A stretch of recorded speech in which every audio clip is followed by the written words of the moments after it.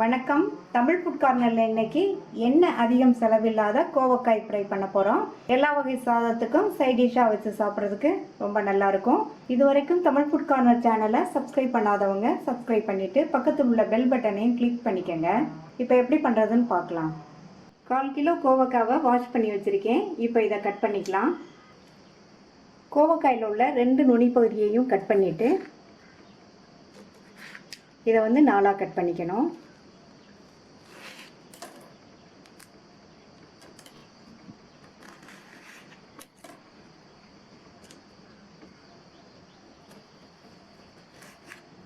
நான் நீல வாக்கில் 4ஆக கட் பண்ணியிருக்கேன். சப்போஸ் இது நீளமாக இருக்குதுன்னு நினச்சிங்கன்னா இதை குறுக்கா மறுபடியும் 2ஆக கட் பண்ணிக்கோங்க. ஸ்டவ்வில் ஒரு பேன் போட்டிருக்கேன். இந்த பேனில் கட் பண்ண கோவக்காய், இது கூட 1/4 டீஸ்பூன் மஞ்சள் தூள், 1/2 டீஸ்பூன் தனி மிளகாத்தூள், 2 பச்சை மிளகாவை நீல வாக்கில் கீறி சேர்த்துக்கோங்க. இதுக்கு தேவையான அளவு உப்பு நான் 3/4 டீஸ்பூன் உப்பு சேர்த்துருக்கேன். இதில் 1/2 கப் தண்ணி சேர்த்துக்கலாம். எல்லாம் நல்லா ஒன்றா மிக்ஸ் ஆகிற மாதிரி கலந்து விட்டுட்டு மூடி போட்டு ஸ்டவ்வை லோ மீடியம் ஃப்ளேமில் வச்சுருங்க. இந்த காய் நல்லா சாஃப்டாக வெந்து வரட்டும். இடையில திறந்து பார்த்து கிண்டி விட்டுக்கணும். இப்போ 13 நிமிஷம் ஆச்சு. திறந்து பார்க்கலாம், காய் வெந்துருச்சான்னு பார்க்கலாம். காய் நல்லா சாஃப்டாக வெந்துருச்சு. இப்போ இதில் கொஞ்சம் தண்ணி இருக்குது.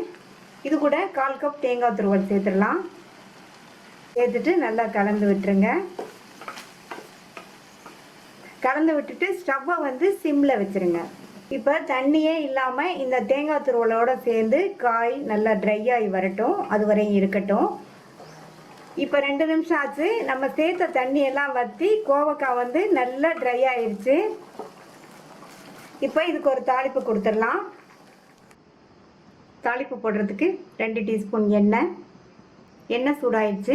அதில் 1/2 டீஸ்பூன் கடுகு பொரிஞ்சதும் அதில் 1/2 டீஸ்பூன் உளுந்து, அடுத்து இது கூட 2 கட் பண்ண காஞ்ச மிளகாய், கருவேப்பிலை, இதையும் சேர்த்து நல்லா ஃப்ரை பண்ணி விட்டுட்டு